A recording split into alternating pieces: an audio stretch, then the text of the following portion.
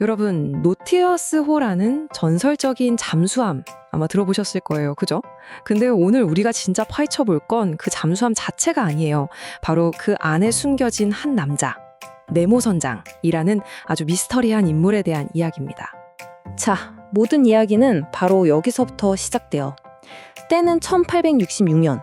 전 세계 바다가 갑자기 아주 위험한 곳으로 변해버렸습니다. 왜냐고요?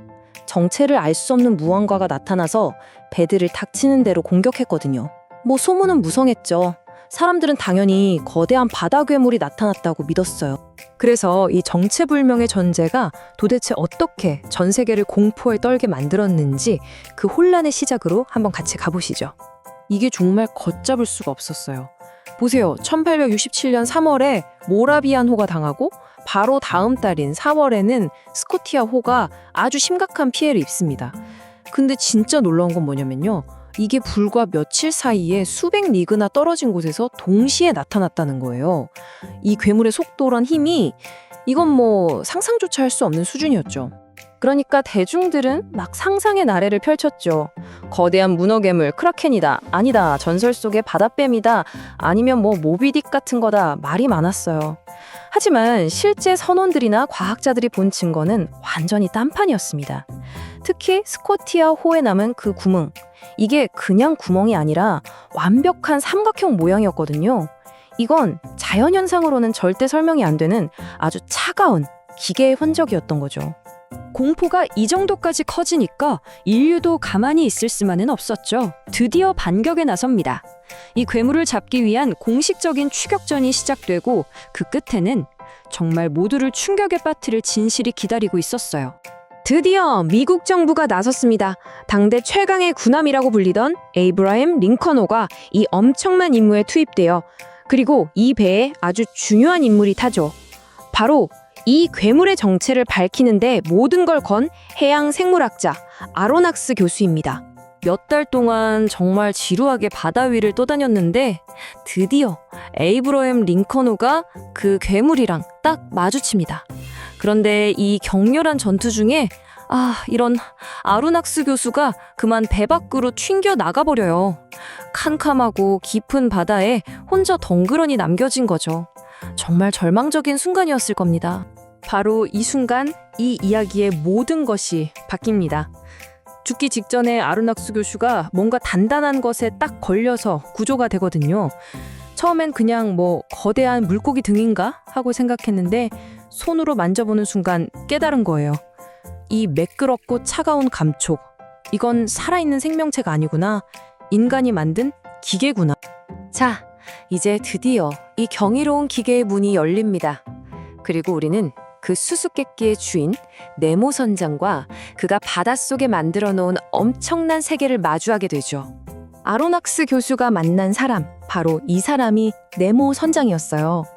네모라는 이름은 라틴어로 아무도 아닌 자라는 뜻이거든요.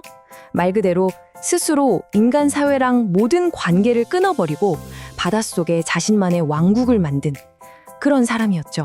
그가 만든 잠수함 노틸루스호는요. 이건 그냥 배가 아니에요. 그 자체로 완벽한 하나의 색이었습니다. 생각해보세요. 바닷물에서 전기를 무한으로 만들어내고 바다에서 나는 걸로 최고의 요리를 해먹고 심지어 안에는 책이 12,000권이나 있는 도서관에다가 무슨 박물관처럼 엄청난 예술품들까지 있었어요.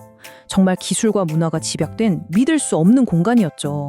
네모 선장한테 바다는 그냥 숨어 지내는 곳이 아니었어요.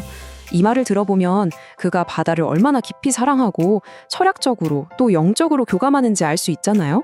그에게 바다는 억압하는 사람이 없는 유일한 자유의 공간이고 또 모든 생명이 시작되는 근원이었던 거예요. 그런데요, 이렇게 위대해 보이는 인물이 사실 그렇게 단순하지만은 않았습니다. 그의 마음속에는 아주 깊은 모순이 있었거든요. 자연을 그토록 경외하는 사람이 어떻게 동시에 그토록 잔혹한 폭력성을 가질 수 있었을까요? 참 이상하죠? 일단 네모 선장은 자기 손님들한테 정말 아무나 볼 수 없는 놀라운 세상들을 보여줘요. 바닷속 숲을 같이 산책하기도 하고 먼저 세상을 떠난 동료 선원들을 위해서 만든 아름다운 산호묘지도 보여주고요.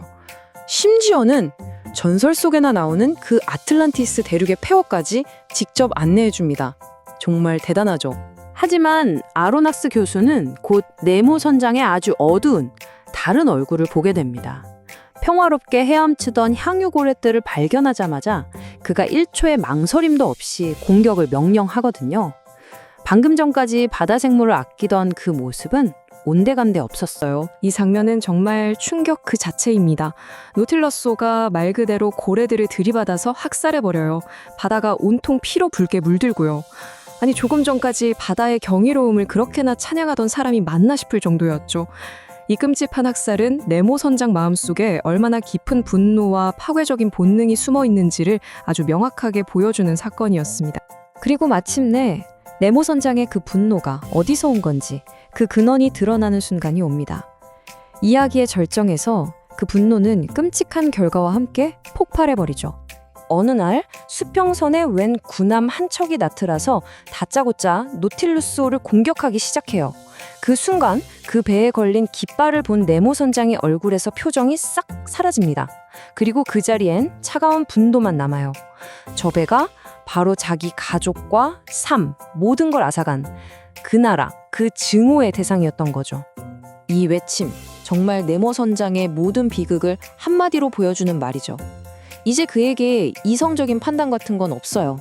스스로가 법이고 심판관이 되어서 자신의 그 깊은 고통을 개인적인 복수로 터뜨리려는 겁니다.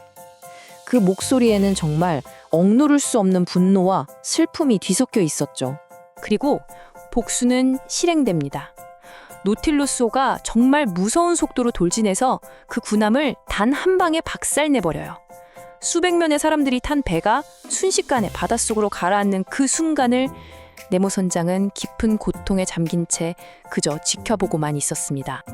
이 끔찍한 광경을 본 아로낙스 교수 일행은 더 이상은 안 되겠다 싶어서 마침내 탈출을 시도합니다. 그런데 바로 그 순간 노틸러스호가 메일스트롬이라고 불리는 거대한 소용돌이에 휘말려서 그 속으로 사라져버려요. 네모 선장과 그의 잠수함은 대체 어떻게 된 걸까요? 아로낙스 교수는 정말 기적적으로 살아남아서 이 모든 경험을 책으로 남겼어요. 하지만 노틸루스호와 네모 선장은 그 이후로 두 번 다시 나타나지 않았습니다. 결국 우리에겐 이 질문만 남는 거죠. 과연 네모 선장은 자신만의 정의를 실현한 영웅이었을까요? 아니면 복수심에 눈이 멀어버린 괴물이었을까요? 그것도 아니면 모든 걸 잃은 한 인간의 슬픔이 어디까지 갈 수 있는지를 보여주는 그저 하나의 비극적인 이야기일까요? 여러분은 어떻게 생각하시나요? 시청해주셔서 감사합니다. 구독과 좋아요 부탁드리고 다음 영상에서 만나요.